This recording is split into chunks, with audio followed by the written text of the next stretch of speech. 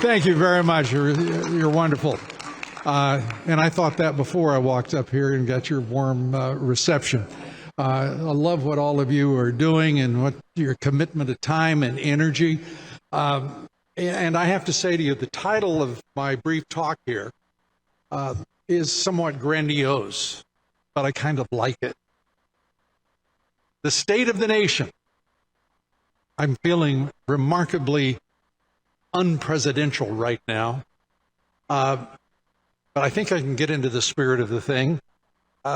Let's think about this, folks. When our presidents talk about the State of the Union, it begins, I believe the State of the Union is strong. But I'm a speaker who tries to speak the truth rigorously. And so I want to begin with the state of our union is not strong. And we are a nation so divided, so at war with ourselves, and so completely adrift as a nation that I worry greatly about the state of the nation literally every day. And I know you do too. We love this country. We love this constitutional republic of ours. And we want it to survive for our children, our grandchildren, and generations of Americans for much farther than the eye can see.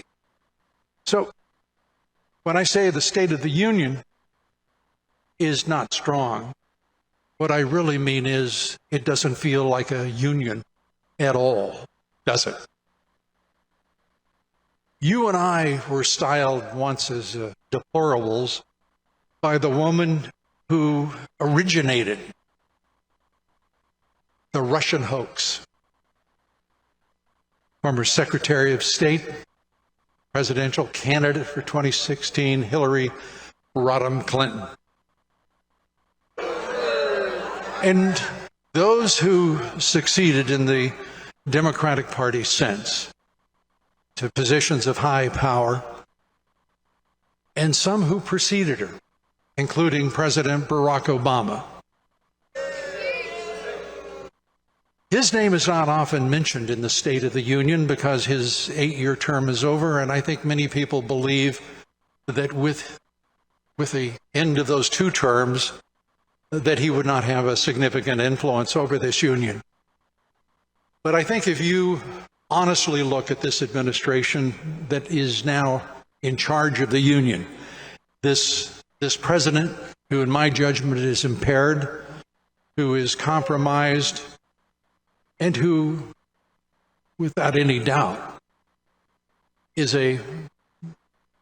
nothing more than a puppet whose master is in all likelihood one man, and that is President Barack Obama.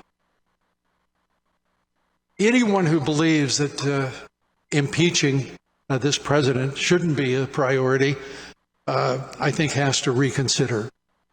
I right now wish that the Congress of the United States were in special session with one purpose only, and that is to commence the impeachment inquiry that is their responsibility.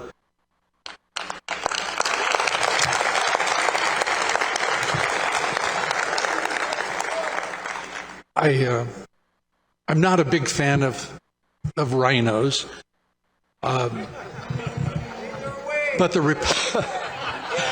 I noticed that. But I have to say, it is my estimate, my judgment of the Marxist Dim Party is even harsher, because the rhinos are simply collaborators with the Marxist Dim Party that some call the Democrat Party. And I think we have to all be very clear about who the rhinos are. They're not just rhinos and Republicans in name only. They are, in point of fact, those who are traveling under false colors. When 20 congressmen refuse to censor Congressman Adam Schiff, who lied to the American people straight for 2 years, and who led the attack against President Trump, knowing full well that he was an innocent man being framed by both the deep state, the FBI, the Department of Justice, and the intelligence chieftains from the Obama administration. How 20 Republicans could possibly vote against his censure is, to me, unthinkable and inexplicable and inexcusable. So, as we look here talking about the State of the Union,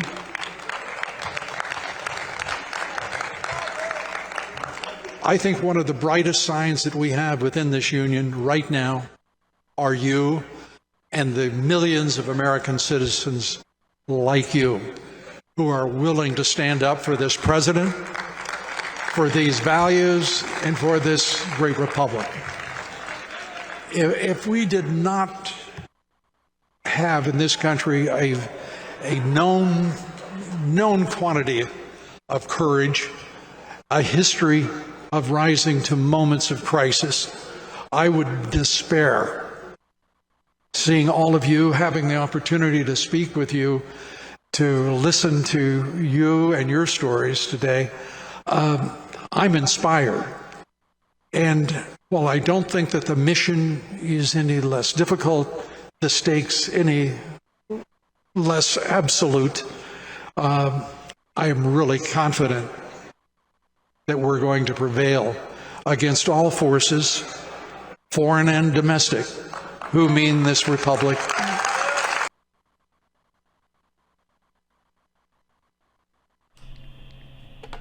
Sorry, guys. who mean this republic. And what we have permitted to this point is the Marxist-Dim and deep states' political persecution of Donald J. Trump for now an 8th year. The State of the Union is questionable in many respects because we haven't come up with a solution how to stop these Marxist-Dims, this deep state.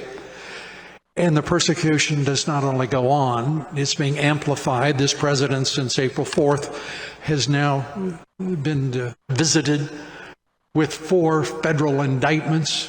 No president, no post-president has ever had to face 1 indictment, let alone 4.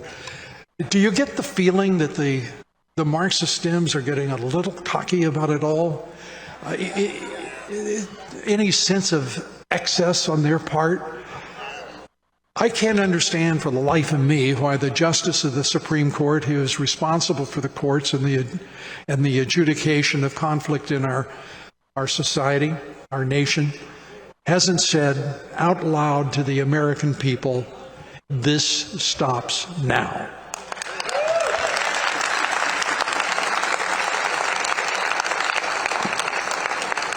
I don't understand why Senator Mitch McConnell, the minority leader of the Senate, Kevin McCarthy, the Speaker of the House, in the interest of time, I won't name any others. I don't understand why they can't bring themselves to say, we may not call a special session of Congress or stand up too much, but why not say what is true? That this is a disgrace to the nation perpetrated by the Marxist-Dims, the deep state, and we will not tolerate it further. This does not have to be a matter of evidence in court. It doesn't have to be some sort of court procedure. This is a time for leadership and strength and resolve against evil. And the time is now for our colleagues in this endeavor, and there are millions, all of us to come together and say out loud to everyone, the evildoers, those who have chosen to punish and to persecute President Trump and his family, for 8 years. It stops now. We will not, under any circumstance, compromise. We will not in any way retreat from that confrontation and demand of our House of Representatives, our senators, that they stand up for this man who is so wrong. Think about this. 8 years, and they haven't proved any wrongdoing on the part of this innocent man. Think about that. How could that possibly happen in the United States of America? Whether a president or whether, you or me. How could that happen to an American citizen? There's only one explanation. We're not the America we were born into or to which we immigrated. We are in a country that now needs your defense and mine and that of our fellow citizens. When I listen to each of you here today and watch your reports and the roll call of the states, my spirits are uplifted. We can do this, and we can do it in part because there's much more at work here than just human effort. I think that it is fair to say that President Trump was providentially dispatched to the United States presidency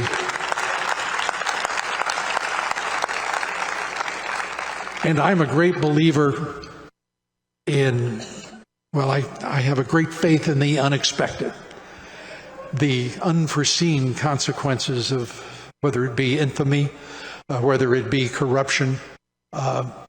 We are going to be the engineers of that response, and we have to be ready for 2024. One of the things that is happening here, thanks to the great offices and the generosity and the ingenuity of Mike Lindell, is that we are assembled here today for the purpose of saving the nation.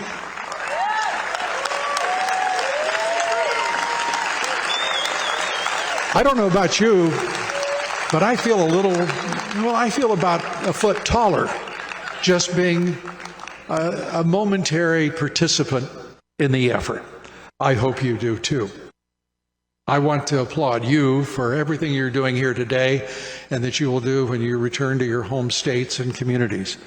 And I know that you will inspire there and prepare for the battle that is already joined. You are the point of the spear, in point of fact, and we have got to bring millions together to that purpose. So when I think of the State of the Union before I got here today, yes, I didn't think it was strong, but I know that our purpose is. And yes, I thought that the odds were high, and I think against resolving this conflict of this society of ours, I didn't think they were good. I think that you've made those odds a lot better.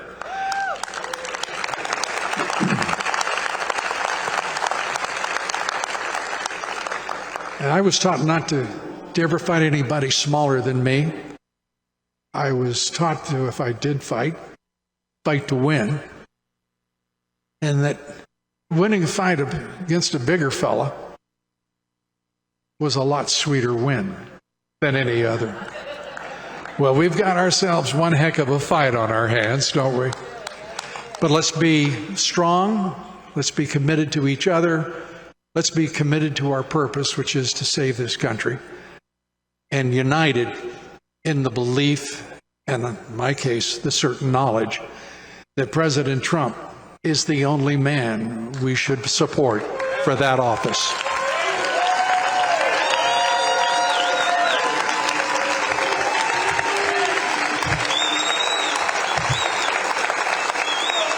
Thank you. It's my great honor to have been able to spend some time with you. And all of you who I met, thank you for your time and sharing your thinking and your plans. I only want to say thank you Mike Lindell, and I want to say thank all of you, and thank God, and may God bless America. Thank you.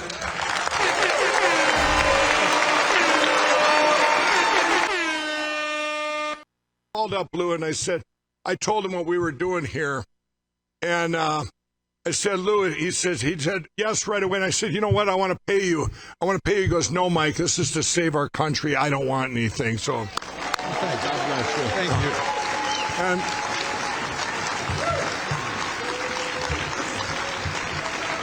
And do you know how special this is? This is the first time he's done an appearance like that since Fox let him go on February 5th of 2021. So God bless you. Thank you.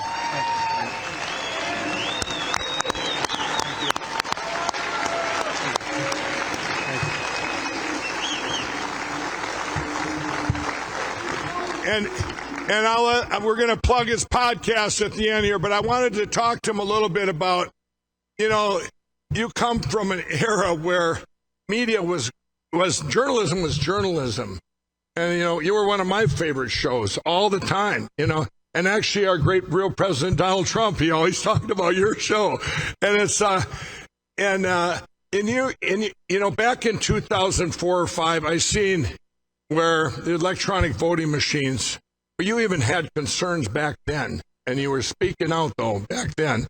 And I want you to talk a little bit about that, but then I want to say, what changed between now and then? Why are the people that speak out now are getting attacked, as you know, and it's totally different? Well, I think my earliest reporting, can you hear me all right? My earliest reporting was, I believe, 2003. Electronic voting just coming into play, and most of the critics at that time, and Brenda and I were talking about this earlier, most of the critics, the few that were Democrats. By the way, that was true in 2020 as well.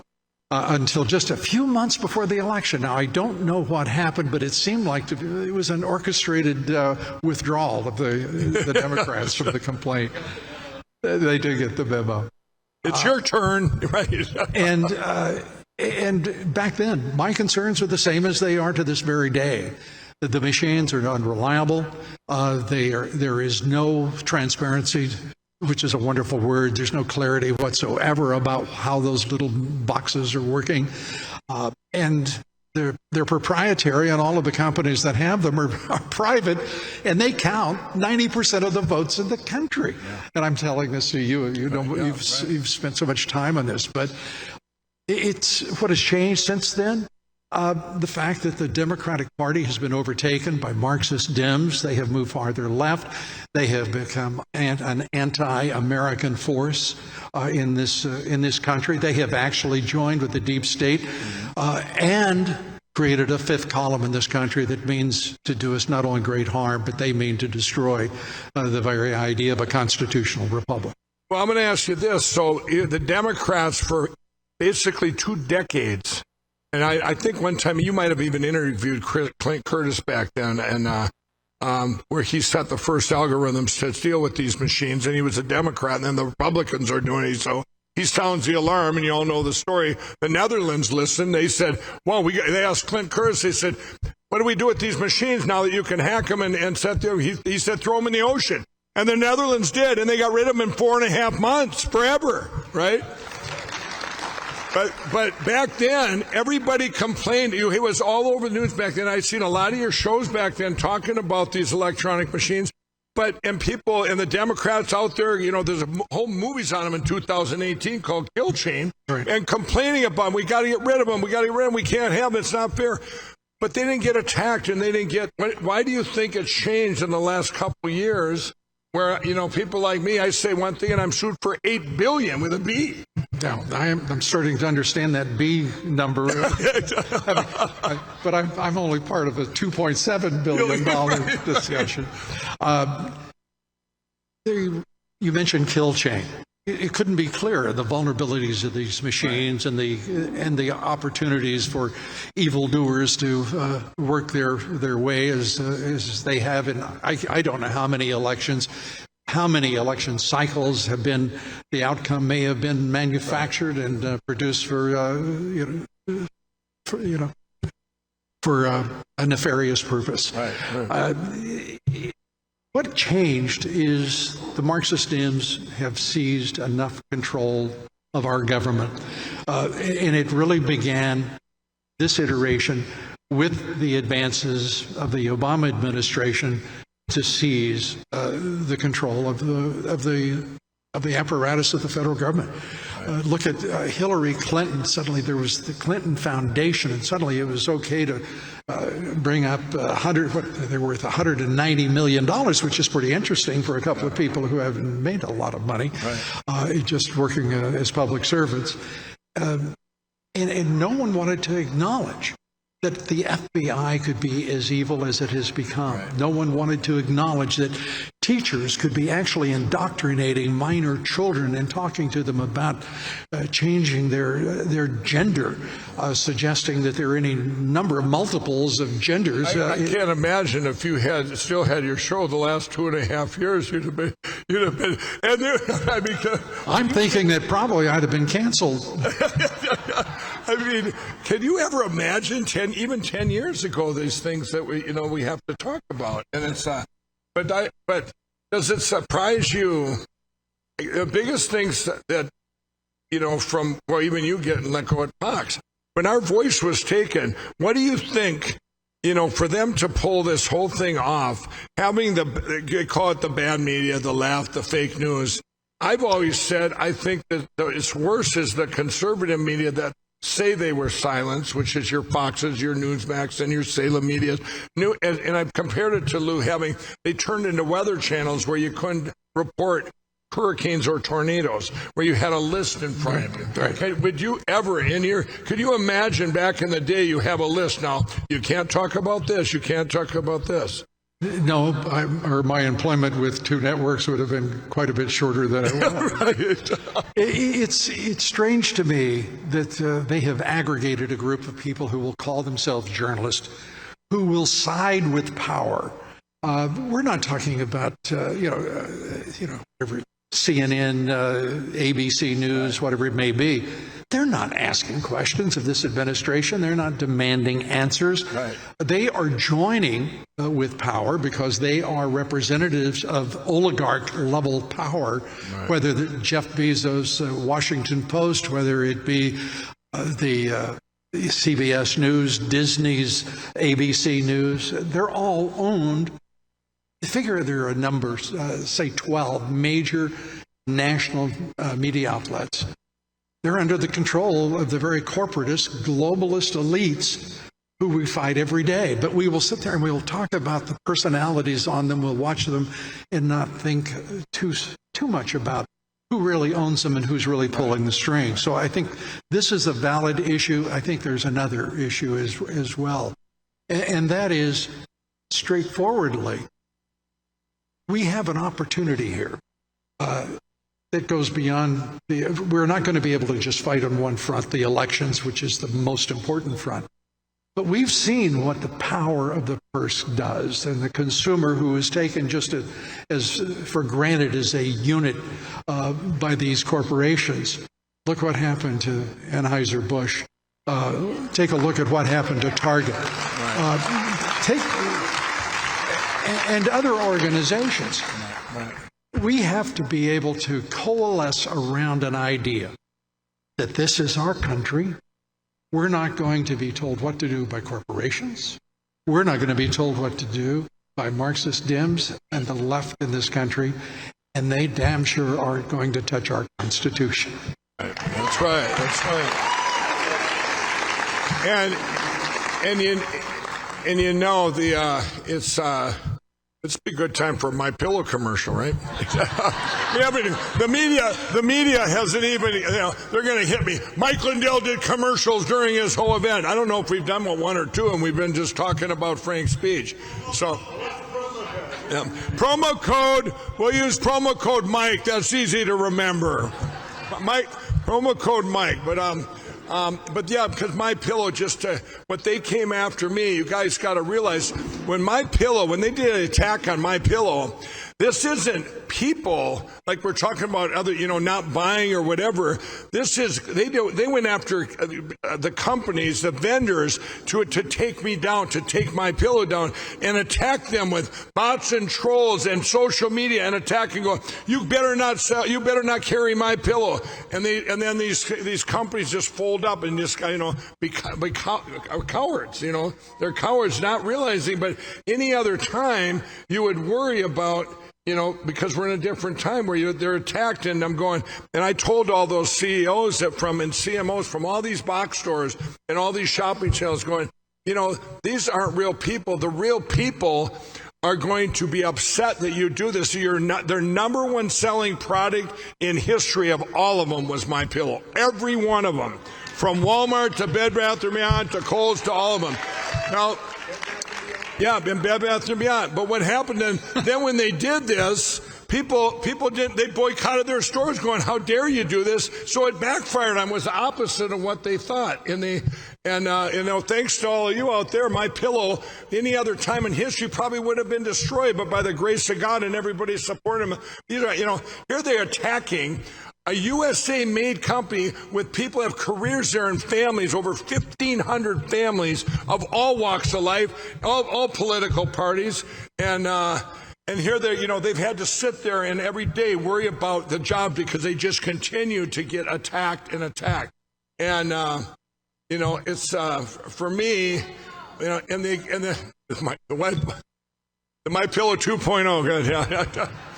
Yeah, they're back to making their products, but my point being is, the media started it all, and they started it all when I was the media's darling before 2016. I would go across the street and there'd be ABC, NBC, they'd all there, hey, how many people you hiring? Boy, you got your recovery network, your Lindell recovery network, and how many people did you hire today? And all of a sudden, because, I met in a meeting with our great President Donald Trump before he was president, August 15th of 2016, and I come back and do a press release to say, hey, here's a businessman. I just met the guy. We were talking about Made in America and all the great things that he said he was going to do, and I do this, and then they call me a racist. They attack me, and people I broke bread with in the media, all of a sudden they're attacking me, and it was a change. So I mean, how do you explain where you think it's just people worrying about their own agenda, it's their bosses, and they just have to go to this narrative? When you say the people, I don't think the people had much to do with it, frankly. I think that the media, the corporate media, corporate America, Wall Street, Donald Trump, let's be honest. I'll be straightforward and speak only for myself. I love the guy because he was an obvious disruptor. Yep. He was ready to put America first, and think about how many politicians preceded him in the Oval Office who never said America first. Right. It just occurred to Donald Trump. How about that? How about make America great again? Suddenly it was Reagan-esque. He reminded us we can be proud of our country because our country has been driven down by the left. There's nothing that America's ever done right. We have to have reparations, for crying out loud, for something that happened 150 years ago. Right. And the people are having serious discussions about this craziness. Right. I would like reparations, by the way, for the fact that, my parents had to work 2 jobs, and, there's some folks who didn't, and, and I think I could make a pretty penny on that. So I think we just have to be really very straightforward about this. We are a nation right now that, we're close to having a mental illness issue of immense proportions. Half the country is just behaving irrationally. There's no way in which you can justify the agenda, the programs of destruction on the part of Joe Biden, Barack Obama, whomever on the left. It's uncannily irrational. And by the way, it's okay to say that out loud. It's nuts what we're doing. And talking about Tucker, the world isn't what we see it as. Yes, it is. It's exactly how we see it. What isn't true are the representations of the corporate media. What isn't true are the representations of corporate America and the fact that they are using their power to govern our lives instead of seeking the consent of the governed. And that has to change. And when we look at what is happening to us, we've got to admit what we've done. We're a vastly more dependent nation than at any point in our history, frankly. Whether we are dependent upon China for prescription drugs, whether it's clothing, 95% of our apparel, we can't even clothe ourselves in this country. And that's just okay with everybody because the prices are low. But they're low because we don't pay our middle class. And our middle class in this country, working men and women in this country, haven't received a significant pay increase in the past 35 years, with one exception. And that is during the 4-year term of President Trump for the first time. You know, I talked to our real president, and he said to me, he goes, Mike, he said, they've destroyed us so much, do you think we can it might go beyond the point of no return. In your opinion on that, I mean, can we but now you haven't heard the plan yet of securing our elections tomorrow. I'm a man of great faith. But I told the president, we get that back, and I said, sir, you get back in there. There's nobody that can bring it back faster. Do you believe that? Absolutely. Yeah. And I just said to everybody here, I hope that we understand it's time for our representatives, our senators to join us in surrounding President Trump with absolute support. Frankly, I think that each of the candidates running against him should just endorse him. Well, I think there's no question about they should endorse him. They should be surrogates representing him across the country right now. Now, amen, huh? No, they really should. And they, the one thing is, they're trapped. If it had been, now just think of this. Here's another little miracle for you all. If those polls would be coming out, if Donald Trump's around 52 and someone's around 40-some, I'll tell you what, they would just they just keep hammering it. But now, everything they're doing, it just keeps getting wider, right? So they're in to the point. When do you just say, hey, why don't you unite us all and endorse our great President Donald Trump? That's what they should do. Instead, the oligarchs have selected after the DeSantis experiment failed so much. I've got to tell a story. I shouldn't tell it. Should I tell it? I like that, the DeSantis experiment. It was, he was a creature, and I apologize to anyone I offend with this, but he was a figment of the imagination of the donor class, the oligarchs who decided, the billionaires who decided that they know, long ago they decided this, that they know far better about who should be president or in any other office than you and me and our fellow citizens. The president is a genius, a political genius. And he says he's not a politician, but I assure you he is, in my judgment, a political genius. He's a marketer. He ran through, and I'm going to do it this way, he ran through a list with me of names that he would like to call DeSantis on a discussion. I'm going to break a rule. I'm going to break a rule. But he told me that no one will ever unsee, is the way I'll put this, what DeSantis and his wife did as they walked through the destruction of a hurricane in Florida. You may recall this. Yeah. But they were walking through the area with matching white boots, rubber boots. He seized on that, and he really wanted to use it. And I'm sitting there thinking there was no way that he wouldn't use it. He was right about DeSantis from the moment he took him seriously, and people should understand. He has, I don't care whether it's Ramaswamy, whether it is Nikki Haley, whomever, is Mike Pompeo in or out, I don't know. He is an absolute genius at politics, and and my wife and I have tried to unsee that that image and haven't succeeded. So there you have it. Yeah. A further testament to his genius. Right.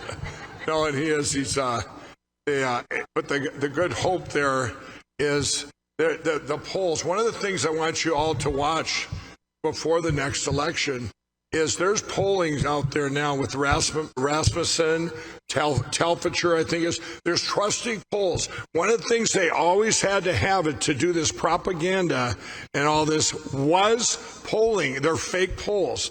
Just like Wisconsin before the 2020 election. Oh, it was Donald Trump's down by 17. That came out of nowhere. He was, it was polling even, the polls we heard about, but the media was only putting out their own, what they want, the propaganda. You heard all the Texas could turn blue. Texas could turn blue. We all know that, the Ken Paxton saving Texas, and what does he get for it now? They're impeaching him. They put in a rule. You're the Attorney General of Texas, but you can't prosecute one crime, election crime, right? But the propaganda, they have to do that before they can do the steal. Because if it's too far off, it's too big of a deviation, and everybody would raise up and go, wait, we got people that aren't here that still don't believe things were stolen. I use this thing all the time, Lou. I said, if I told you here in the state of Missouri that Donald Trump won 3 million to Biden's 150 votes, everyone would say, okay, there's a computer problem, right? That's what you'd say. You'd all say, well, that's great, but if it was reversed, same thing. You have to make what you're going to steal. You have to make it somewhat close to what you can condition people into believing, because otherwise the deviations are too big. And I'll give an example. When there was a gal, and I love bringing her up, Lou. She's in Georgia. The wonderful state down there with Crooked Brad running it. But there's a Democrat, okay? So there's 3 Democrats running in a primary, and her husband, this was last summer, right. She gets 0 votes in her own precinct, okay? 0, everybody. Now, somebody screwed up and didn't get the memo. If they would have gave her 2, they would have said, I'm sorry, ma'am, we can't look into it. Only one loves you is your husband. That's what they'd have said to her. And she wouldn't have had a leg to stand on. We're not going to look into it. I know you only got 2, but, and they bring up, she could have brought a barrel of other votes. We're going, no, you and your husband. But she got 0. So they had to look into it. So this is what I'm saying is the propaganda has to get out there first, because otherwise you wouldn't believe it. The deviations would be too far apart. But that's where our great president is right now, is the polls, and they are so far apart, they're not even going to be able to lie to cheat, because they cheat, and people will demand it this time and go, oh, we fell for it once. We ain't falling for it again, Well, I'm not sure that I share your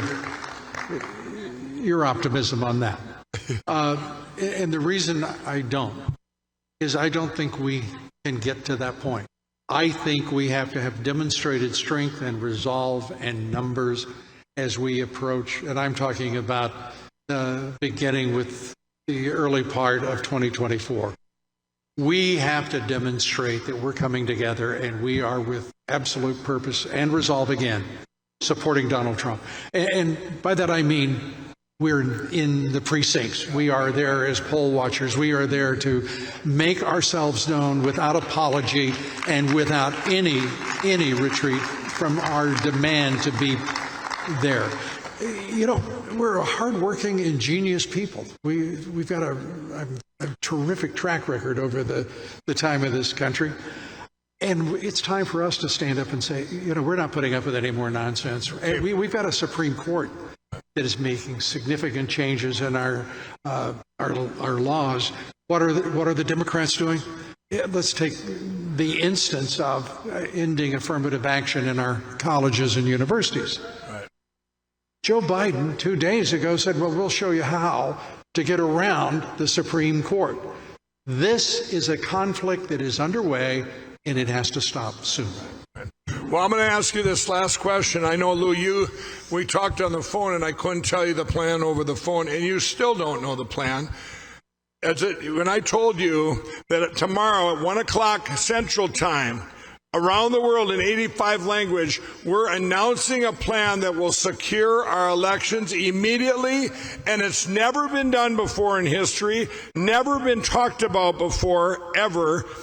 It's, in your mind, is it? I know you have great hope, but if I sat here and told you that everyone's going to embrace it, I don't care if you're Democrat, Republican, of the people now. And then the only ones that aren't, it's going to be like a filter going, well, then you must be in on it. How can you not like this plan? So I'm saying to you is, does that spark your curiosity, or do you think that it's impossible? And I'm telling you, it's a miracle because it's going to happen. Well, you know what? This country needs a miracle. No, that's right. Yep. And that's the fact. And I just said I have great faith in the unexpected. I'll be watching closely at 1 o'clock tomorrow. Well, let's give Lou the biggest hand ever when journalism, Thanks, everybody. the best reporters ever. Thank you very much. Appreciate it. Thank you, guys.